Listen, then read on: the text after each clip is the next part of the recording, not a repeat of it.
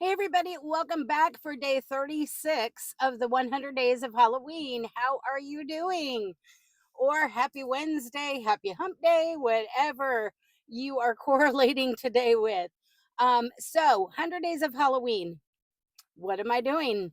So, for those of you who are new here, and we do have some newbies, and I'm not sure how many old videos they've watched, um, I am doing a basically participating in a crochet along with a bunch of yarny friends.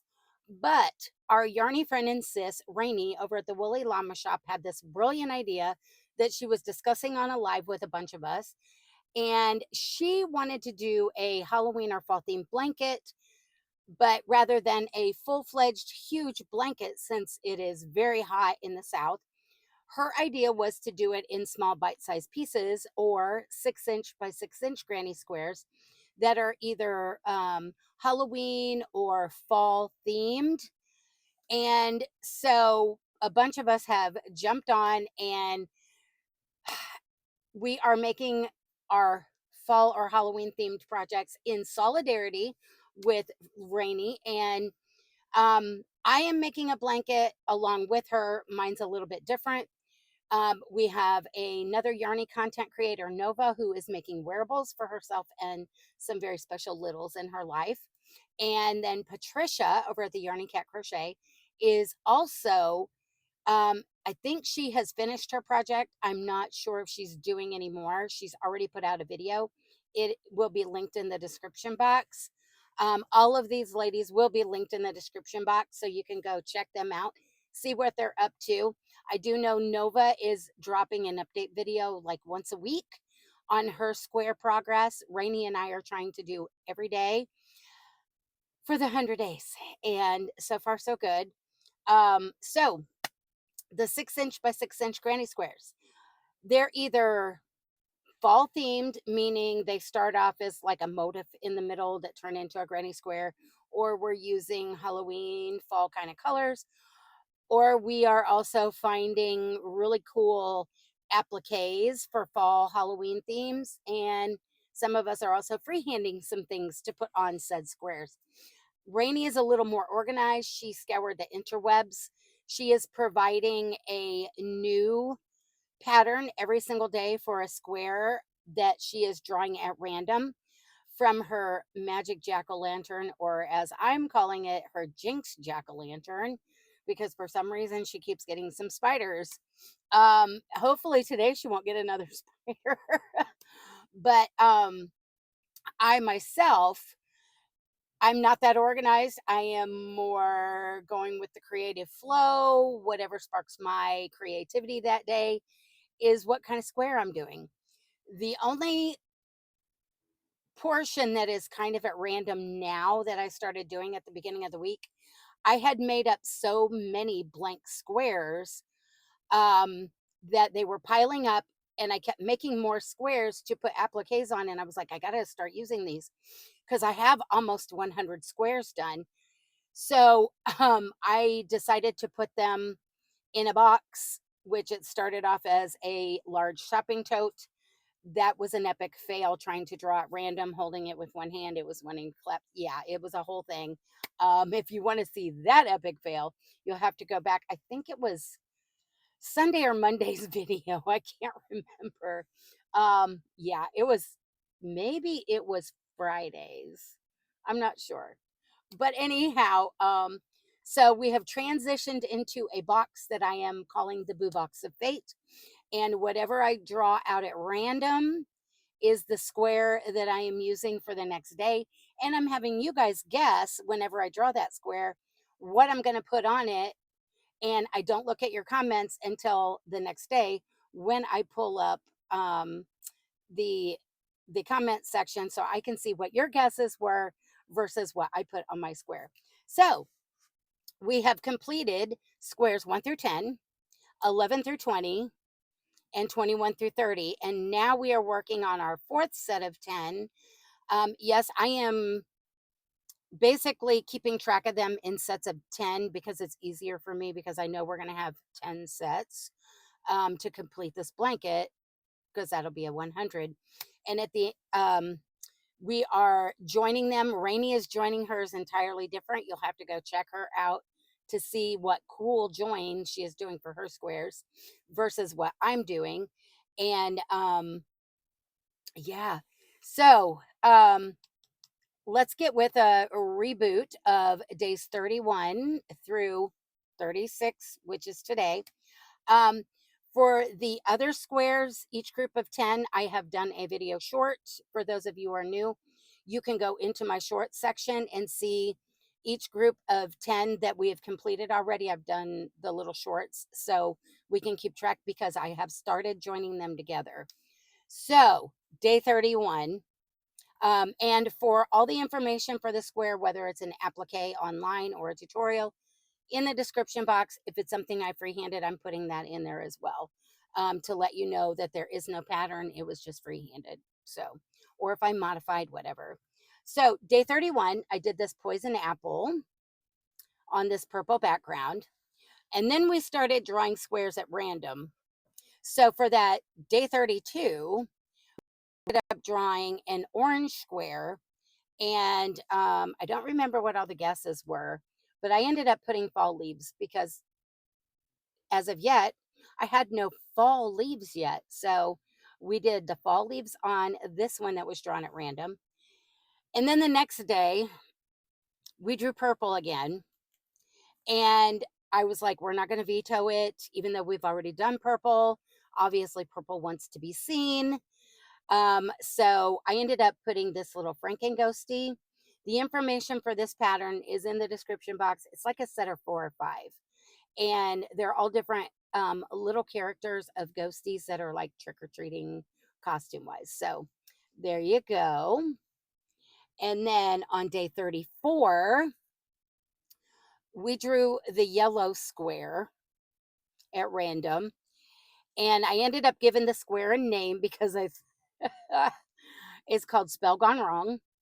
Basically, to me in my brain when I was working on it, the witch had cast a spell, it bounced off something, hit her, turned her into the pattern's supposed to be a frog. To me, it looks like a newt.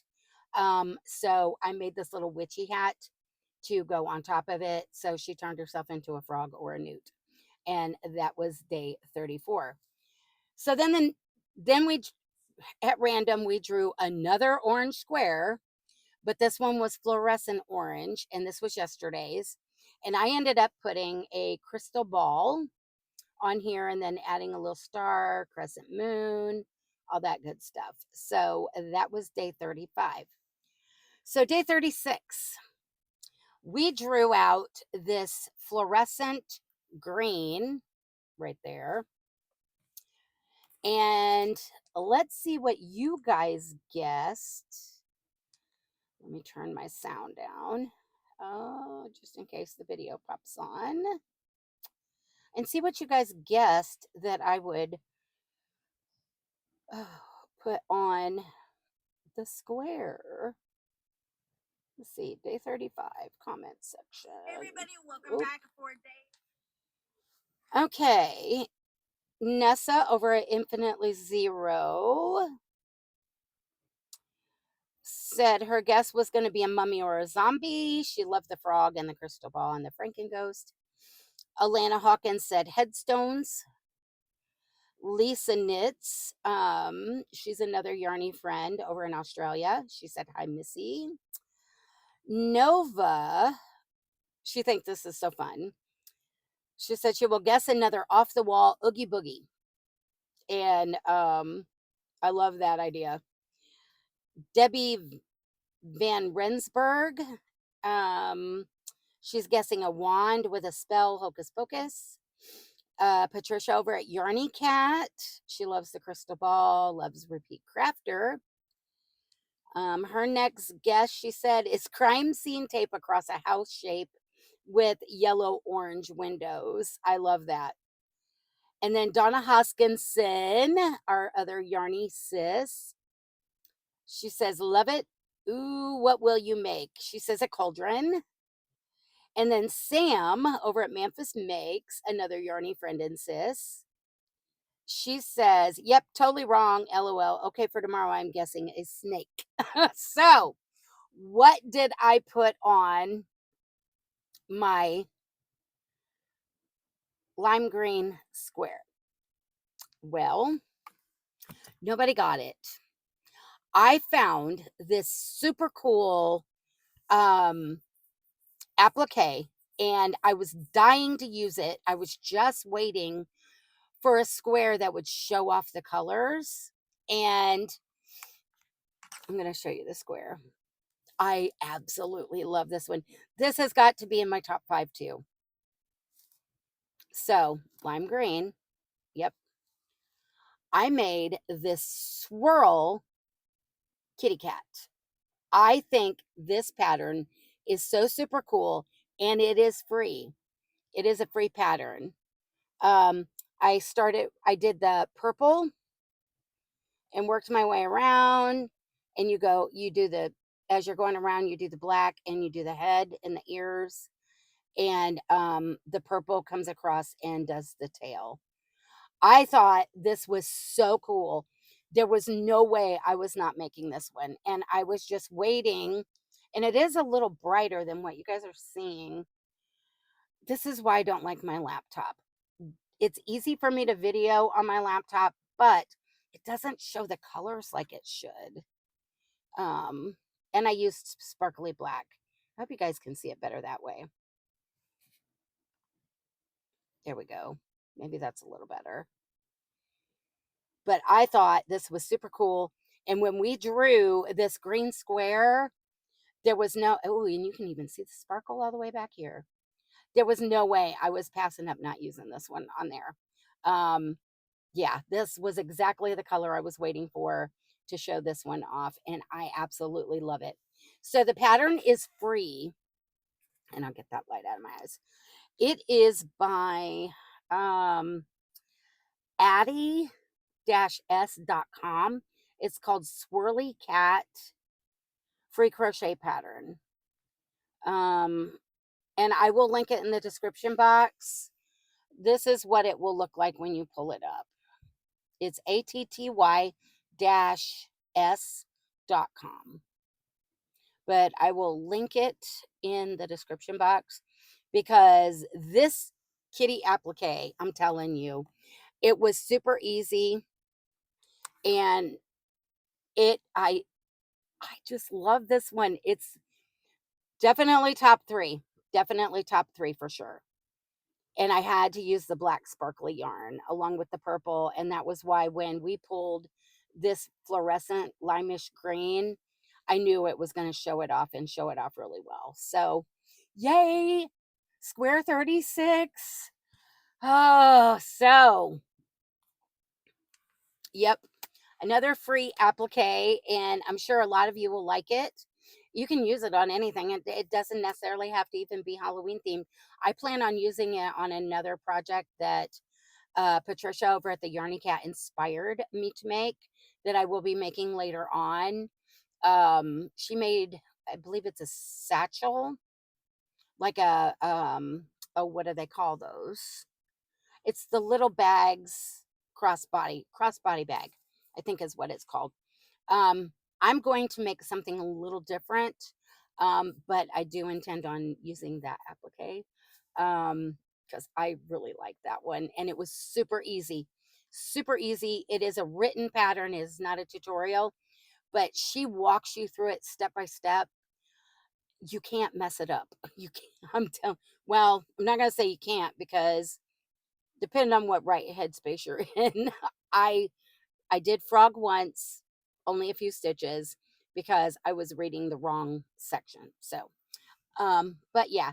So let's draw our next random square out of the Boo Box of Fate, which is still not decorated, guys. And then we'll do an update on the blanket.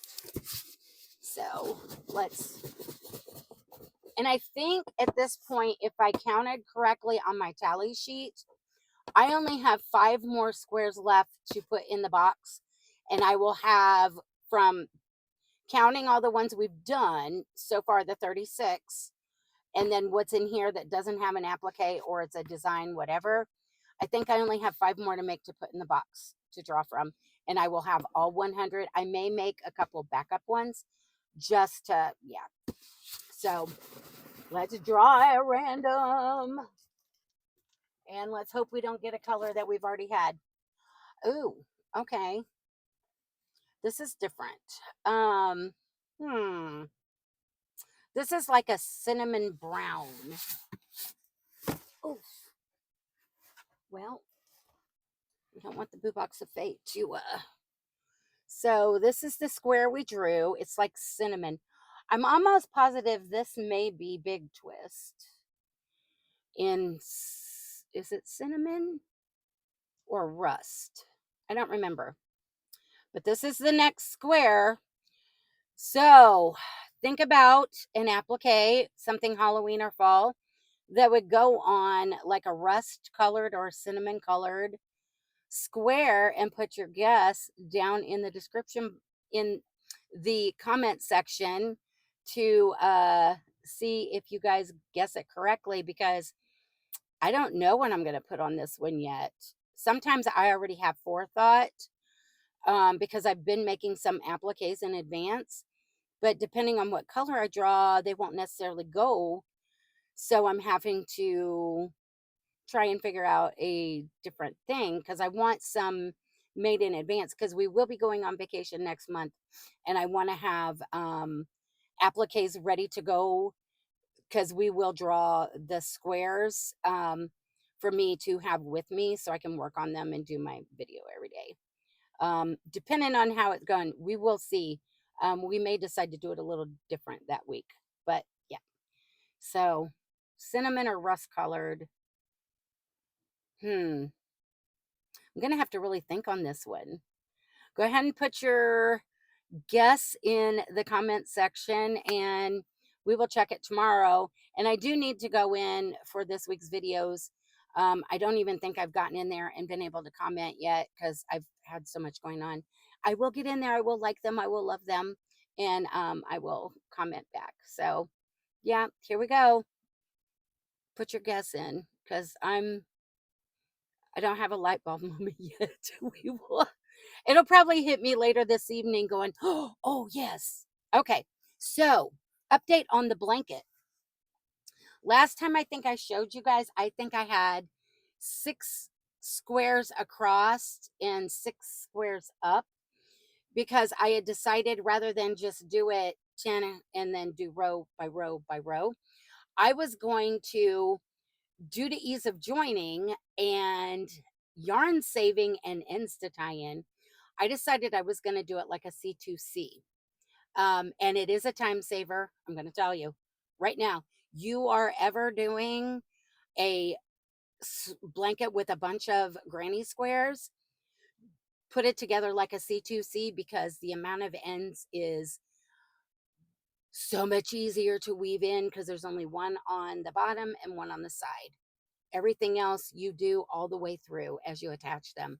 Um, and I want to thank Sam, because she was the one, I want to say it was before she took her little hiatus. She gave a heads up on a video that she had saw for a super cool join that was not one that you wanted to pull your hair out, and it makes joining squares so super easy. It is a slip stitch join, just back and forth, so it creates a little zigzag pattern, which was perfect for this blanket. And I had decided I was using this yarn, so it is looking really cool. So thank you, Sam, for giving us a heads up on that video tutorial. It is super easy. Once you look at it for the first like 2 minutes, you don't even have to watch the whole thing. You've got it up here, and yeah. So I was able to add more, and we are now at, is it 7? 1, 2, 3, 4, 5, 6. Yes, we have 7 across, and we have 7 up and down.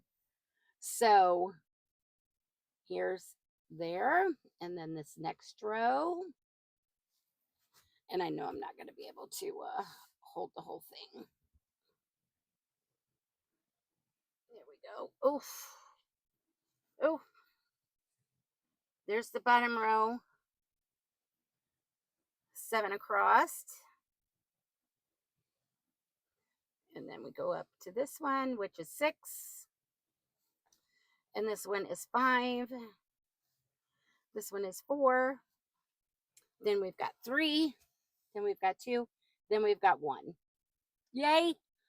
I love how this is turning out. This is looking so super cool.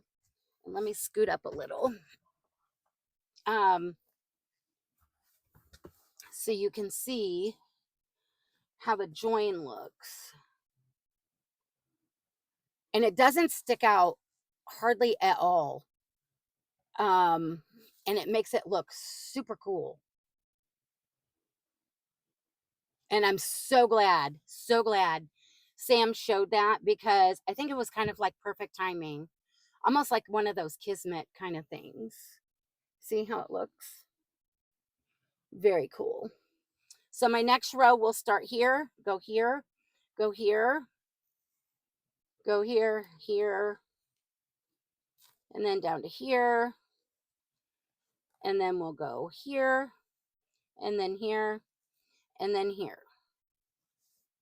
And then we'll be at 8. But I have to wait till this group is done, because I only have 2 squares left from the last batch. And I'm waiting until I have enough to do the whole section going from one side to the other. That way I don't have to cut the yarn and weave in an end. I can just start here, go all the way, and have another end on the very end. And that's just 2 ends to weave in. Because as you can see, I am weaving them in as I go, because there's only 2 every time I put a row on. So yeah, I love it. Love it, love it, love it. Sam, you are brilliant. You are brilliant for showing that. You just don't know how much I appreciate that. And I cannot wait to see this thing get finished, because I know it is going to be super cool. There we go. And before I let you guys go, I had to run to the library earlier today because my laptop is still not talking to my printer. And I had to print out the last remaining parts, because I hadn't printed out the last couple, for the Sidar Crochet Halloween blanket cowl. And because today was the last piece, number 6, for the and my library is having a little book sale. They've been going through the shelves and finding books that have not been being checked out for quite a while, getting no love and everything. And I always look to see if there's anything, normally the reading material I don't get into. It's a lot of romance novels, and I don't read those. I don't see a whole lot of mystery books or anything. They have a lot of kids' books. Rarely do they have crafting of any. Normally it's like, well, for instance, they had like 3 of them on the shelf. The Martha Stewart holiday decorating and all that, but there's no crochet, no, and I do flip through and see what kind of projects are in there. I never find anything that. So, I was looking through the shelf, and I happened upon a vintage crochet book. It is the McCall's Book of Afghans, and it doesn't have the jacket anymore, and you can tell it is so sun faded, and it's been sitting on a shelf.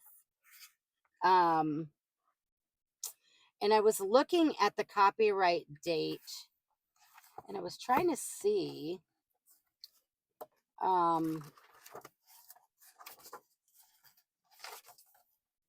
see, by the editors of McCall's Needlework and Craft Publications, Simon and Schuster, the McCall Pattern Company out of New York. And the copyright dates is 1953, 1958, 1959, 1963, 1965, 1967, my birth year, 1968, 1969, 1970, 71, 72, 73, 74, and 75. So the last copyright date was 1975. So this puts this book at 50 years old. Yeah. and you can tell every bit of it. But it's got some super cool vintage Afghans in it. And we will be doing a book look on it. My mom used to have, and so did my aunts, a lot of stuff like this. And I don't remember. Oh, this one's knitting. So some crochet, some knit. And I don't remember this book. I don't think I've ever seen this one. Oh, no point.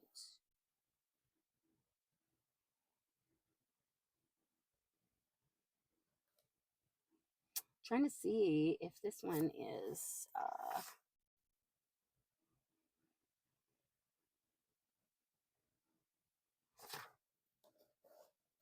this one is crochet. Look at that. Isn't that amazing? Amazing. But there are so many, and that page is, oh, somebody was apparently going to make a one of the Afghans.